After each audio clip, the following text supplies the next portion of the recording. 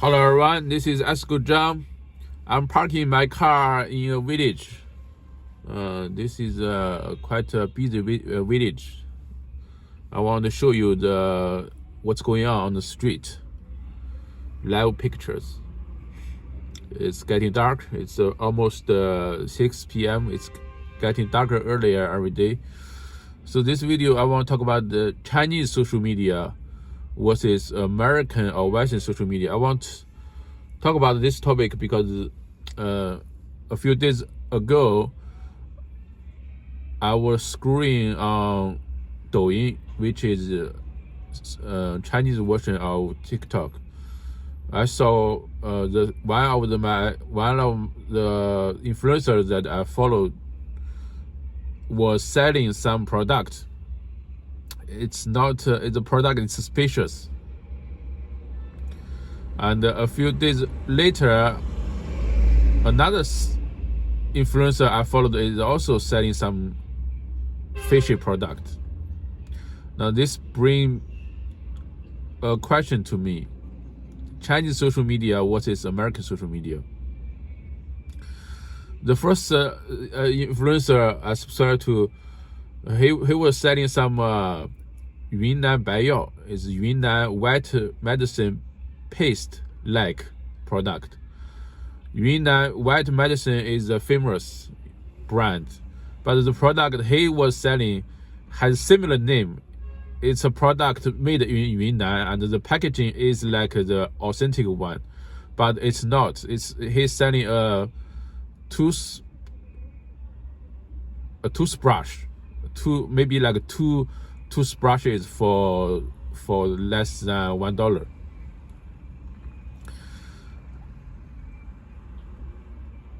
I was kind of surprised to see like the influencer has about 1 million subscribers. He's selling some suspicious product. It's not authentic, but some people, they don't know. They think they are buying name brand, but it's not.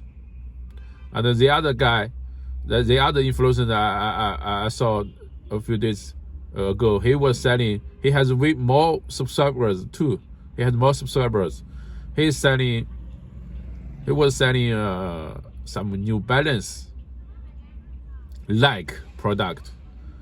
The New Balance, I would say, is one of the most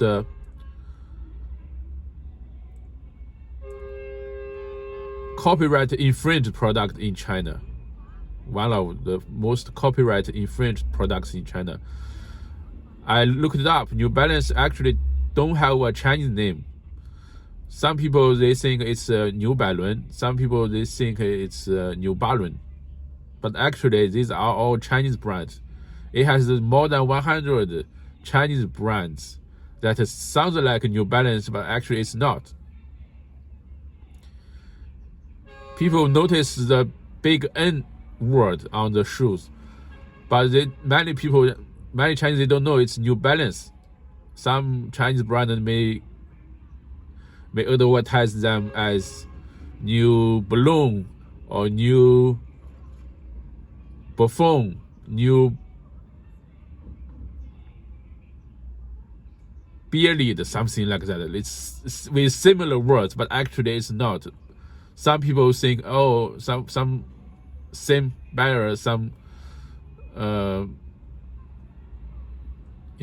would not say stupid, but some not know this brand well. Consumers would buy it thinking that, oh, I'm buying a name brand, an American brand product, but actually it's not. Now this brings the question to me: how do Chinese social media influencers make money? It's difficult. In China, we don't have YouTube. On YouTube, if your content is great, you will have advertisements on your content. But mostly we use 今日头条 and Douyin. If you are influencer with a million subscribers in the West, I would say you can make a great money. But in China, the advertisement from your content is very few. I have also an account on Douyin. sometimes I translate videos from YouTube and put it on my Douyin account. Sometimes it has more than 500,000 views. Sometimes it has 1 million views, 2 million views. I'm not kidding. On YouTube, on this channel, I have over 400 subscribers, but on my Douyin, if you search Ask John on Douyin, if you have, you can see that I have more than 7,000 subscribers. Some of our videos have more than 1 million views. Some have more than 2 million views. But I don't have any income from that. But perhaps on YouTube, if short views can generate income. I don't know if it's the same with TikTok,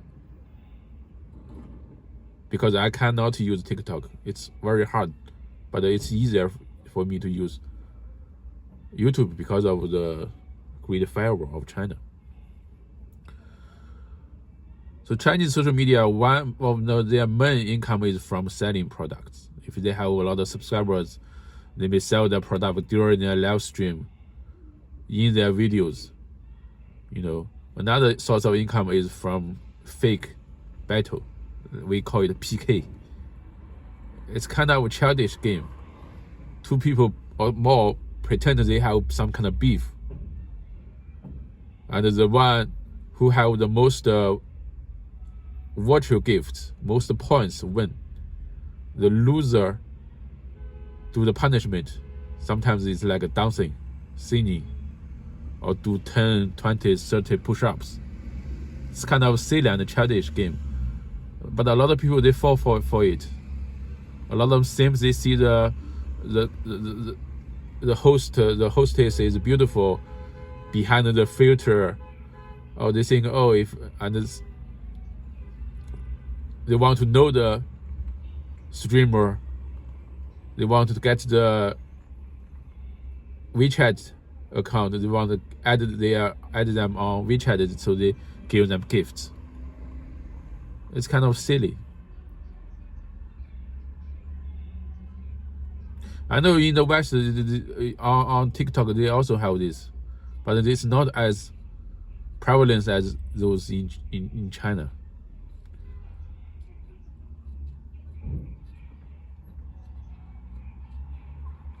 We like YouTube or Google,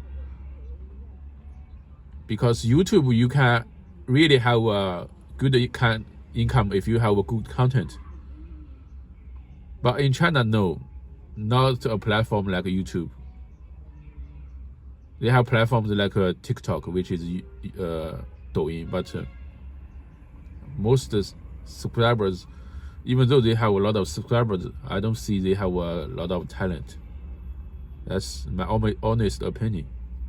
And also, maybe it's because censorship. A lot of topics you cannot talk. Streamers are not as funny as their Western peers, because we don't have a lot of to talk about.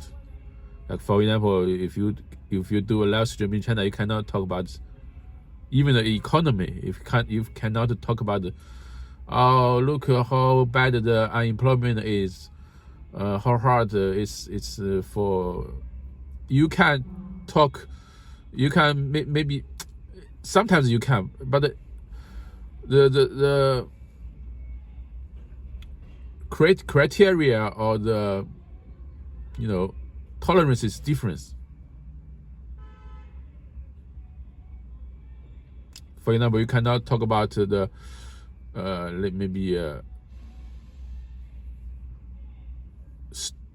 stocks,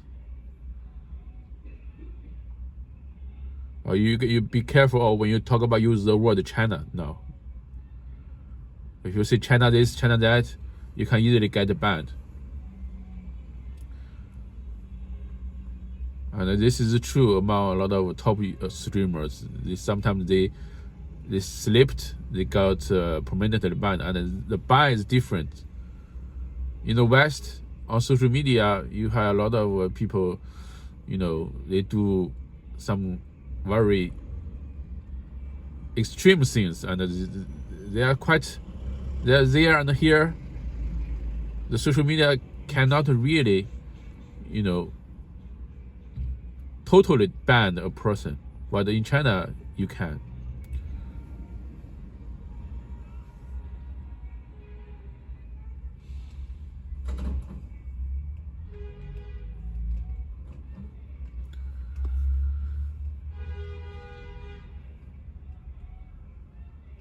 Another, a lot of, it's a job. In the West, it's a kind of job. In China, it's also kind of job. But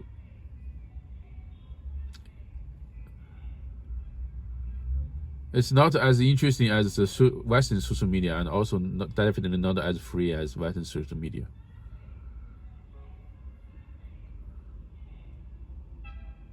And it's not a well-paid job. A lot of people, they don't make like $500 a month, even though they do live streams 8 hours, 9 hours a day. Most of them just sing. Singing is quite a big category here in China social media. The guy Guo Youcai, he became very famous just by singing, and it's not singing his songs; it's singing other people's songs. Even though I would say yes, his singing is great, but he doesn't have his own song, or his own song is not famous. But here on Chinese social media, you will see a lot of people singing in the public, trying to get subscribers, trying to get fake gifts, which can be converted to real money. And yes, singing is a great, big portion of the live stream scene. Singing, doing PKs, doing outdoor live streams. I would say, Chinese social media, I really lack a lot of knowledge related stuff. I find it a lot on YouTube. You can easily, a lot of people, they like geography now, talk about the geography. Some food videos, the people travel around the world, but here you cannot see that on Chinese social media.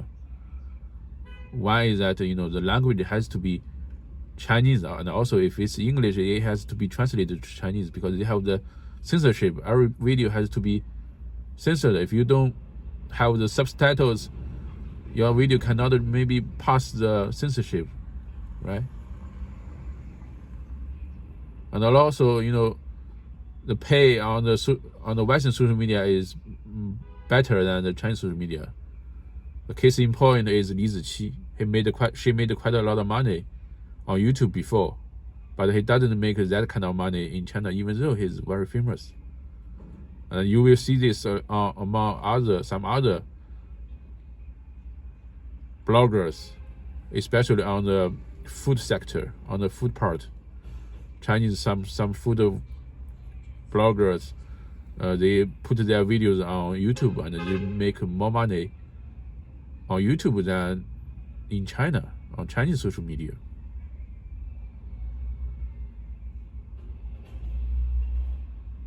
And yes, this definitely has something to do with the economy, has something to do with the buying power. For example, like maybe an American, he has 8-10 times of buying power than the Chinese average person. Definitely, if your content has views for the Americans, you will be more worthy.